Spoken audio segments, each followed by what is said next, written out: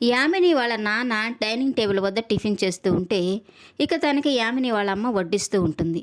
ఇక యామిని టిఫిన్ చేయకుండా రాజు కోసం వెయిట్ చేస్తూ ఉంటుంది.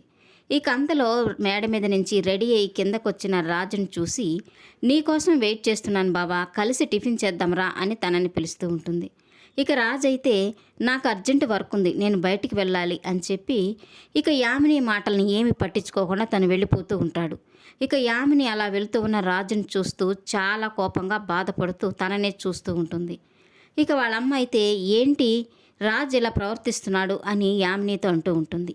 ఇక యామిని అయితే మరేం పర్వాలేదమ్మా, తను ఎక్కడికి వెళ్తున్నాడో, ఏం చేస్తున్నాడో, ఎవరిని కలుస్తున్నాడో, ఎవరితో ఎంతసేపు స్పెండ్ చేస్తున్నాడు అనేది ప్రతి ఒక్క విషయం నాకు తెలిసిపోతుంది అని చెప్తూ ఉంటుంది. ఇక వాళ్ళ నాన్న అయితే అదెలా తెలుస్తుంది బేబీ అని తనని అడుగుతూ ఉంటాడు. కారులో జీపీఎస్ పెట్టించాను డాడీ, ప్రతి ఒక్క విషయం నాకు ఈ ఫోన్లో తెలిసిపోతుంది అని వాళ్ళ నాన్నతో చెప్తూ ఉంటుంది.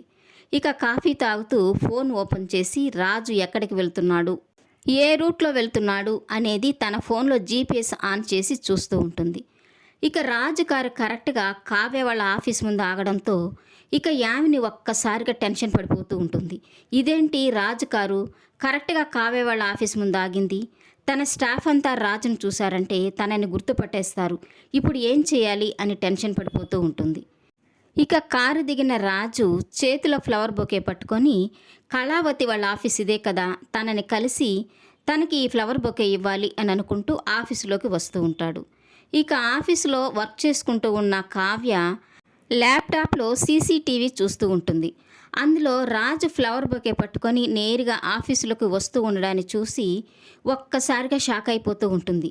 ఇదేంటినా నేరుగా ఆఫీసులోకి వస్తున్నారు, స్టాఫ్ అంతా తనని చూశారంటే అందరూ తనని పలకరిస్తారు, తనేమో గతం మర్చిపోయి ఎవరిని గుర్తుపట్టే స్థితిలో లేడు, అది తన ఆరోగ్యంపై ఎలాంటి ప్రభావం చూపిస్తుందో, తనని ఎలాగైనా ఆపాలి అని టెన్షన్ పడుతూ కావ్య పరిగెత్తుకుంటూ వస్తూ ఉంటుంది. మరోపక్క రాజు ఆఫీసులోకి ఎంటర్ అవుతూ ఉంటాడు.